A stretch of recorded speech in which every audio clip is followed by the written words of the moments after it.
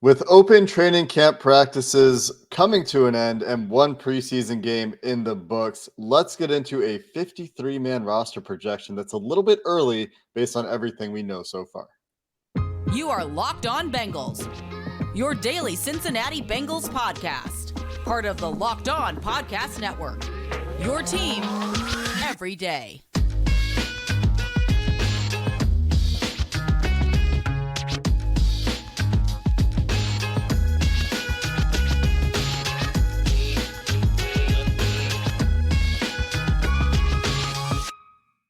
Bengals fans, and welcome to another episode of the Locked On Bengals podcast. I'm your host, Jake Lisco. He's your host, James Rapine. We're part of the Locked On Podcast Network here on Locked On Bengals as we take our first look at a potential 53-man roster with all the difficult decisions the Cincinnati Bengals will have to make. And you can find this podcast on YouTube or anywhere you get your podcasts. And when you subscribe, you can become a first listener, making us your first listen every day, whether that's on a morning run while you're making breakfast or on your drive to work, or become an everydayer or become an everydayer. Ideally, you do both and don't miss an episode of the podcast as we're ramping up for preseason game number 2. Can't wait for the regular season to get here and see some higher level football happening around these parts. But today we're going to get into a 53-man roster projection. This is obviously a little bit too early, but based on everything we know today, of course, things can change.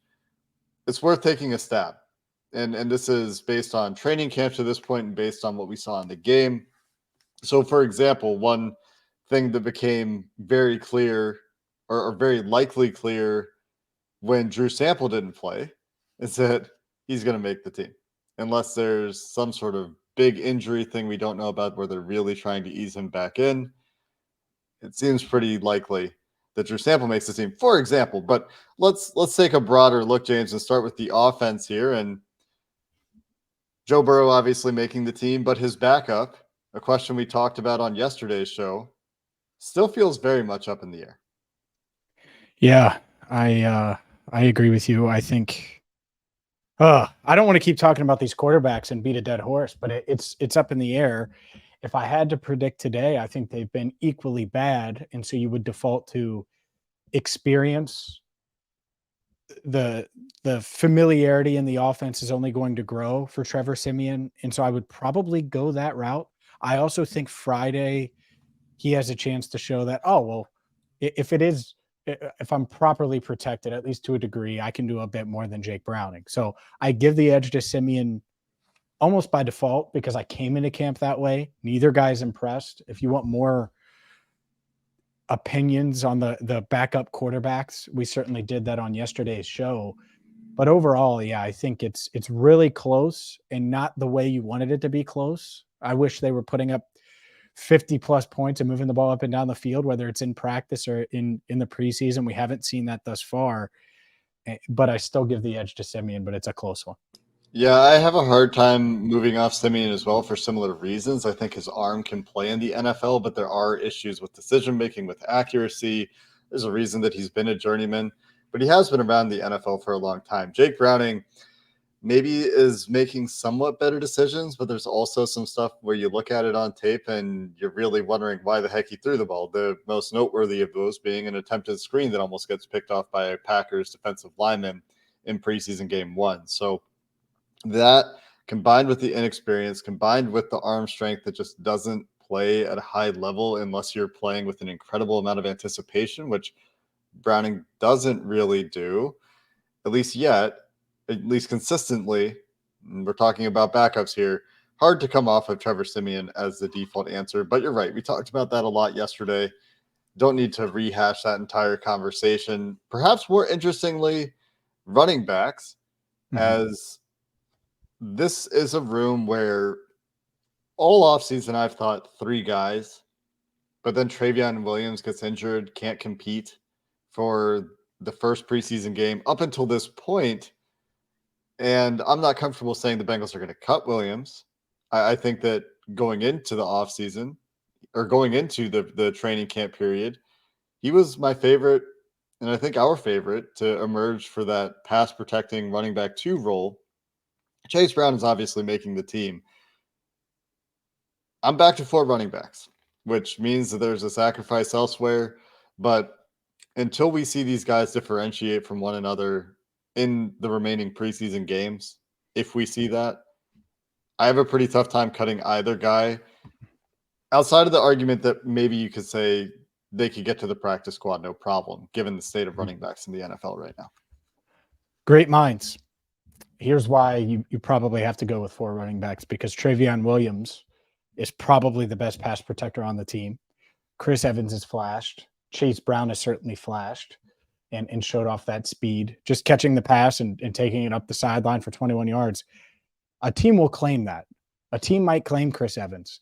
And so I think as of today, the most likely scenario, and I know we've talked about them signing a veteran, is them keeping 4 running backs and saying, look, one of these guys is going to emerge. We probably think it's Travion. He was battling that ankle. We didn't want to rush him back. But we know what Chase Brown can do. And Chris Evans has done enough and improved enough as a player to make this initial roster. Doesn't mean he'll be on the roster or one of these guys will be on the roster by week 5.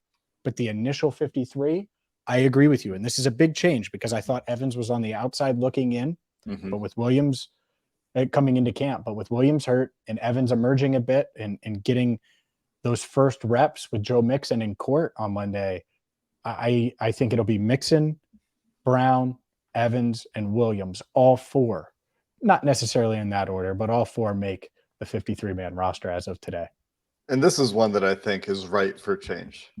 Like, depending on the way the next couple of weeks go, no doubt. I think backup quarterback for sure, but running back in general, the number of running backs they keep could very easily change based on what happens in the next couple of weeks. And just a small note on Joe Mixon's aggravated menacing case, that is ongoing, and that will continue to be ongoing into Wednesday, according to reports, when the judge hopes to reach a verdict. So that is the update on the Joe Mixon case.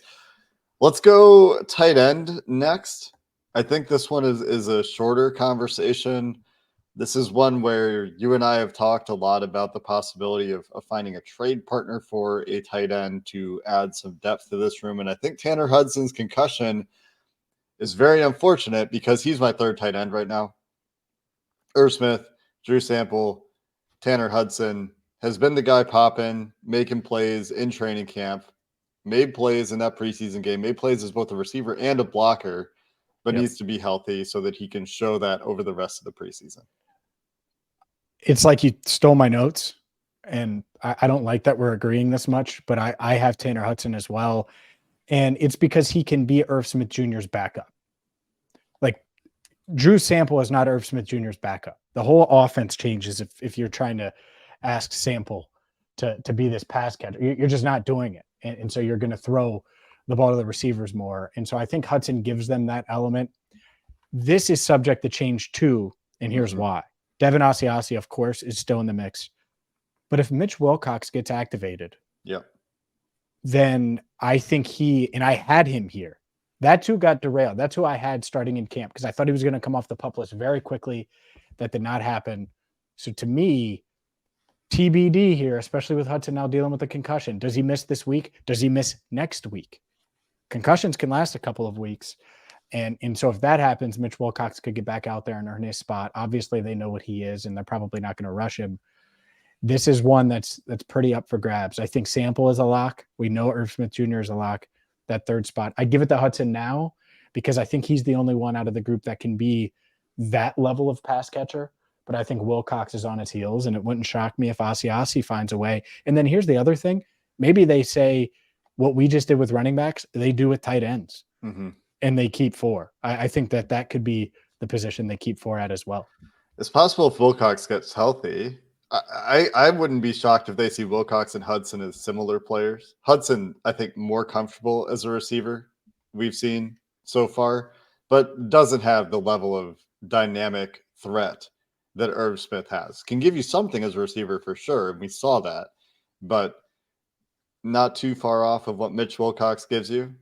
But there's a reason he's around, I think, and we'll see with Devin Asiasi. I think not a great preseason game for him, has some significant work to do. Let's keep going with a couple more positions on the offense, James, and since it seems like we're agreeing so much, and you think I've stolen your notes. You can go first for the next one, but we'll get to wide receiver and the offensive line coming up next. Today's show is brought to you by Nutrafol. Nutrafol is the number one dermatologist recommended hair growth supplement. It's clinically shown to improve your hair growth, visible thickness, and visible scalp coverage. Their hair growth supplements are physician formulated, natural, science-backed ingredients, and they're drug-free. Patented technology provides consistent, reliable results without compromising your sexual health. So go to Nutrafol.com/men to take their hair wellness quiz, identify causes of your thinning hair, and Nutrafol will give you a personalized plan for better hair growth through whole body wellness. Take the first step to visibly thicker, healthier hair. For a limited time, Nutrafol is offering our listeners $10 off your first month subscription by going to Nutrafol.com/men and using promo code LOCKEDONNFL. Find out why 4,000 healthcare professionals recommend Nutrafol by going to Nutrafol.com/men. That's Nutrafol.com/men. Enter promo code LOCKEDONNFL. Nutrafol.com/men. Promo code LOCKEDONNFL. James, let's stay on the offensive side of the ball here, where we've got a couple more positions to talk about, and that is, of course, your favorite wide receiver and your other favorite offensive line.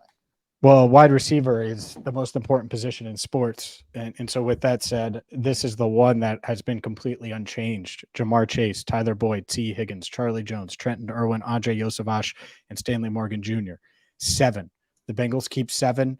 Stanley Morgan Jr., I know some kind of overlook him. Lock it in, locked on, whatever you want to say. Stanley Morgan Jr. is making the team. We've seen what Andre Yosavash can do. Trenton Irwin's had a great camp as that wide receiver 4. Charlie Jones going to make it as well. Obviously, we know about the big 3. Do you disagree? No, I don't. I hope this that was Charlie easy for Jones. Me. Yeah, I think that this is the easiest position. Defensive line is pretty easy too. Linebacker is pretty easy too. So there's a few really easy positions. Linebacker's easy. Yeah, linebacker, because the drop off after the 5th guy is very significant. Yeah. So there's a few that are pretty easy, but this one hasn't changed for me at all. The only one where I thought, maybe this is a year where they tried to get past Stanley Morgan Jr., they just aren't there. They just haven't gotten to that point yet. So I think he will be on the team again as a special teams ace. He has a role on the offense where they trust him.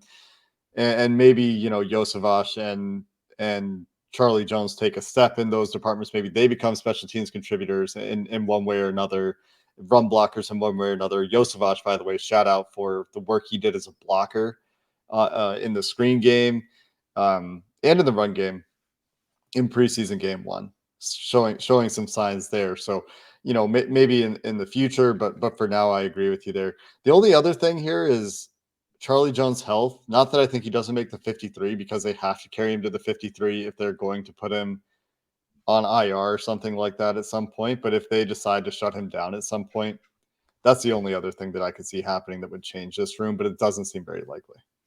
No, I mean, he's practicing and going through everything. It's not like he's even limited at this point. Right. So I don't think that that's really in the cards, but you're right. I mean, that would be kind of the wrench that you could potentially throw in the wide receiver room if there was an injury, or if that got worse, if shoulder did.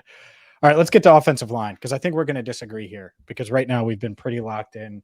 It's been about the same throughout. I have them keeping 9 offensive linemen. The big 5: Orlando Brown Jr., Ted Karras, Alex Kappa, Cordell Volson, Jonah Williams. The 4 backups I have: Trey Hill at center, Cody Ford. Following Zach Taylor's praise, it might have been BS. It might be real. I've also heard a little buzz behind the scenes about him, just asking around since Zach Taylor said that. So Cody Ford. And then the 2 other guys: Mr. Reliable, the guy they trust to be their swing tackle, Akeem Adeniji. I know a lot of people are going to be, oh. And then the guy that's had the best camp out of the remaining guys, Deontay Smith. I think that's the route they go. Max Sharping, I think they would love to keep him. Not sure he's showed enough at center to this point to beat out Trey Hill. And that's what that spot comes down to. So Max Sharping, they're trying to sneak him onto the practice squad. La'el Collins starts the year on the PUP list. Certainly think they should keep him in the organization, give him at least 4 more weeks to recover. And then the other one, the elephant in the room, and it's so funny, just full disclosure, Jake Lisco was going through scenarios and literally named exactly what I have on my spreadsheet right before we started recording. And I'm like, Jake, stop now. You might be going through my scenario. I think they trade Jackson Carman. It feels like they would be open to that. Like, is Carman better than Deontay Smith?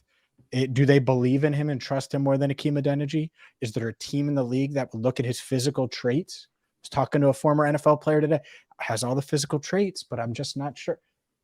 Some coach will say, yeah, it's worth a late round pick, or it's worth a late round or a third or fourth string running back that might be valuable to the Bengals, or tight end, or whatever it is. So I think they trade Jackson Carman. That would be my prediction as of today. That's been my theory. Very early in camp, I was going around talking to some of the other media on the sideline, saying, you know what? Remember when Michael Jordan and Billy Price got first team reps early in training camp? And that has been the path so far for Jackson Carman. He's no longer getting first team reps. But it's hard to say today that they're going to move on from Jackson Carman. That could change in the next couple of weeks. But it still seems like he's a backup tackle. And do they trust Deontay Smith's strength? Do they trust that I think they need to see more. Deontay Smith, Akeem Adeniji, Jackson Carman for 2 spots. I also came off sharping after hearing the way Zach Taylor talked about Cody Ford, reflecting on the fact that Cody Ford was an unrestricted free agent signing. I have a hard time moving Cody Ford off the team. He's been the right guard with Alex Kappa missing time with the ones in 11s in practice. So hard to say it's not Ford. And then Trey Hill, almost by default, they don't have a backup center. We talked about this yesterday. Would like to see someone emerge here and show that they are truly capable of playing backup center. So far, we haven't really seen that. So until somebody pushes Trey Hill off the spot, I don't see how you get Trey Hill out of there. The one that's interesting to me is Carman, because cutting him is different from trading him, I think. No doubt. And if they can't find a trade partner, does that mean Carman just makes the team and they try to get Deontay Smith onto the practice squad or something like that? You could see it. You could. Or do they try to get Cody Ford that way? Or, whoever it is. It's just a really tackle heavy if they go that route. So you're right. It might be Deontay Smith in that or in that realm. What if they traded him for a backup center? Carman. Then you can keep sharping, I guess. But then you have 3 interior guys. Like, they're not going to keep 3 backup interior guys. That's why they're working all these guys at different positions to try to find versatility. But Ford is one that has not worked at backup center. So maybe that's just another sign that Ford is just one of the backup guards. Because there's a lot of areas where you could say, all right, well, running back, tight ends, like center, those are 3 areas where you'd say, in backup center, obviously, if you could get the right guy for Carman, would make sense.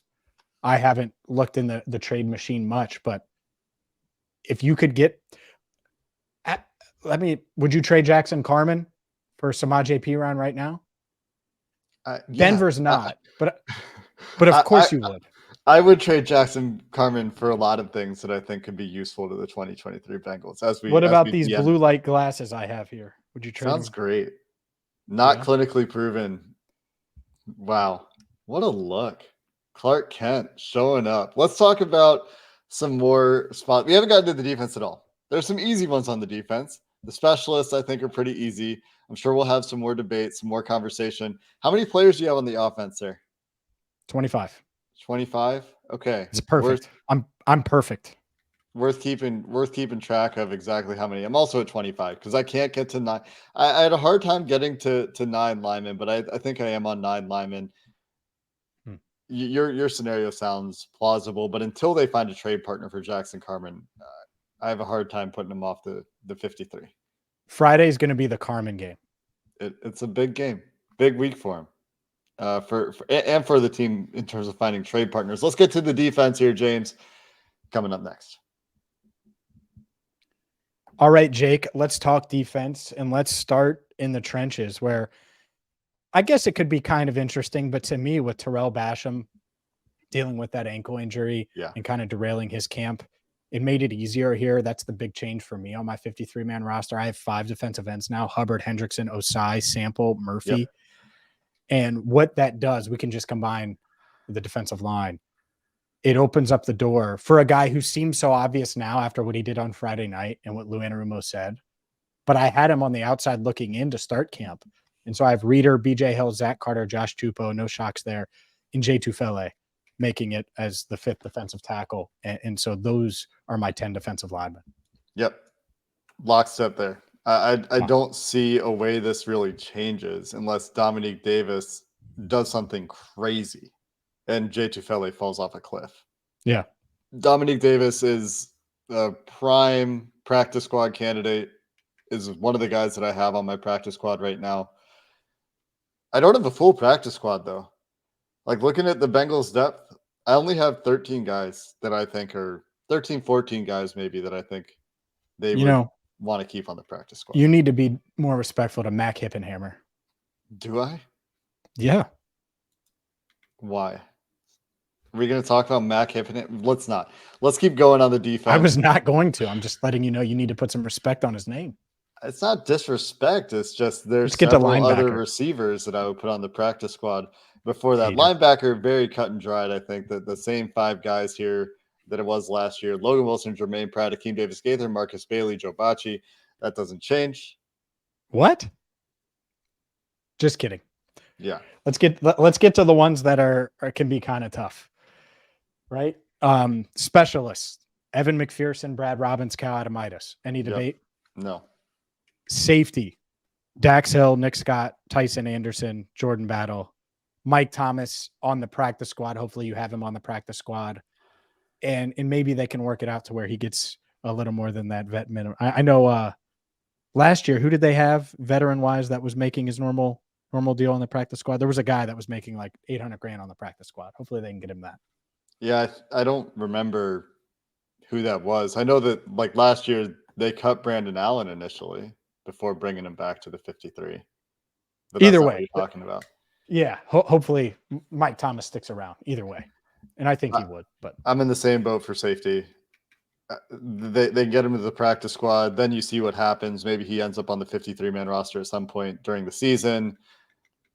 I think a big thing with Thomas, though, that makes it a little bit intriguing is the personal punt protector rule, where he's been the guy quite frequently and is repping that very seriously every day at practice. Well, that's his path to the roster, right? Right. I mean, I get it. But the other cuts are just too difficult.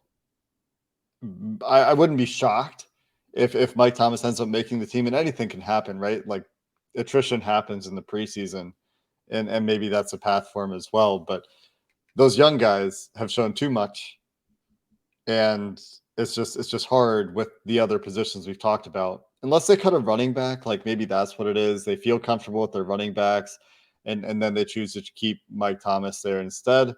That you could see. I have a hard time seeing them going light at any of the other positions we've talked about so far. Yeah, I agree. I think it comes down to this one now, though. And that's why I wanted to leave cornerback for last, because I don't know where you're at. And in this one, I think there is some debate, but for those that have watched and really paid attention, I think it makes a ton of sense what I'm about to say here. And it's going to be Chidobe Awuzie, naturally, Mike Hilton, Cam Taylor-Britt. Those are your starters. And your backups: Jalen Davis behind Hilton, DJ Turner. And then the 6th corner, I think, is DJ Ivey. I think he beats out Sidney Jones, the 4th, who's missed a couple practices now. Jones has gotten beat a little bit more than you'd like to see. And I think you roll with the young guy in Ivy. Now, that could change if Ivy gets beat on Friday night and doesn't put out great tape, because then you could maybe sneak him onto the practice squad. But I think Jones might be on the outside looking in as of right now. He's missed some practices like this week. Yes. I didn't know that. That is a useful piece of information. Dum dum dum. Looks like you should move to Cincinnati. Dum dum dum dum. DJ Ivey's made plays throughout training camp. I've had 7 corners on the roster throughout training camp. Obviously, there's no room for them now. We only have room. Both of us only have room for 6 corners. And it's really hard. We talked about Sidney Jones last year, went unclaimed, had a lot more salary attached to his name before he quickly signed with the Raiders. Went a long time this offseason without a deal, got a veteran minimum deal. Does he get through waivers this time? It's a little bit harder. DJ Ivey wasn't perfect in the preseason game. He's a 7th round pick. It's really hard for those guys sometimes. And he played a whole lot more than Sidney Jones, which is maybe just an indication that the Bengals think they know what they have there. Sidney Jones, to his credit, was in great position on the 2 catches he gave up and just couldn't make the play. He got out-muscled at the catch point twice for big plays, first down conversion and a touchdown. Mm-hmm. DJ Ivey also gave up catches on all 3 of his targets, and one of those was that ball in a tight window to Dontavion Wicks that went for like 40 yards or something. 47 yards. So he gave up a big catch, but as a tackler, we've seen it time and time again. We've seen him make plays in training camp and practices, making plays on the ball in the air. His physicality plays up, and you just keep the younger guy with potential here. Thinking, I mean, I think this truly comes down to, James, which of these guys are more confident they can get to the practice squad? Because I think they would like both to be around with the team. No doubt. I think that would be ideal. To me, Ivey was drafted. Mm-hmm. There are obviously teams that would have tried to, if he went undrafted because he was a 7th rounder, would have tried to sign him. If you're one of those teams and you don't love your cornerbacks, you take a flyer on him by claiming him. Like, it's just real easy if he shows anything in these next 2 preseason games. Now, if he doesn't, and he gets beat like a drum on Sunday or on Friday, against the Falcons, then maybe you try to sneak him onto the practice squad a bit and go that route, because I think they know what they have in him. He's impressed throughout the process. Mm-hmm. And I don't want those 3 receptions, because it did look ugly. It was a welcome to the NFL type moment, I feel like. But I don't want that to sway my judgment here. I just think Ivey has the edge. Could change, but he has the edge as of now. It should be a showcase game for DJ Ivey against the Atlanta Falcons. Ooh. Arthur Smith offense, run heavy team. Bijan Robinson, I don't think that they'll necessarily be on the team at the same time, but Bijan Robinson is apparently going to play. So that'll be Desmond Ridder throwing it around. Yeah. I mean, he's certainly going to play. I don't know how much he's going to I thought he was going to play last week, and he didn't play. So you would think. I would expect that he needs to play. He must. You think the Bengals are going to play their starters? It doesn't seem like they're going to play starters. I wouldn't. It doesn't. You're right. Seem It would like be the DJ Ivey game. I'd say Jackson Carman, go get him. That's right. I mean, it truly is a chance for him to show. I mean, because what we've seen from him so far is really good run defender, really good tackler, plays physical. That's what they've liked about him the whole time. Those physical tools, and you could definitely make the case for Ivey. I think it comes down to practice squad. I think we're pretty much the same here, which is probably it's a sign we've spent too much time together. I think the most difficult decisions are around what happens with Jackson Carman, around backup quarterback, around that last corner spot if they keep 6, which I think they might have to, and around the 3rd running back spot, because Chase Brown's going to make the team as a draft pick. They can't move on from Chase Brown as a draft pick. So, and he's one of their best runners. He's their 2nd best runner. Yeah. Those are really hard. Backup center, somebody challenging Trey Hill there, Max Sharping getting in the mix, Ben Brown, Nate Gilliam, somebody getting in the mix there, because it seems like Cody Ford's on the team. Deontay Smith, does he continue to have that stretch of good play? These are the things that I think are still in the air. I think a lot of things are pretty well settled at this point, though. Yeah, I think it's crazy because it's the easiest 48-man roster to put together. Yeah. But there's a lot of big question marks about different spots. The good news is none of them are starters. Yeah. And that's a wonderful, wonderful position to be in. We're talking about backups. All over the place here. We're talking about backups. And we'll get more information about these guys throughout the rest of training camp, which last open practice to fans, I believe, is Wednesday.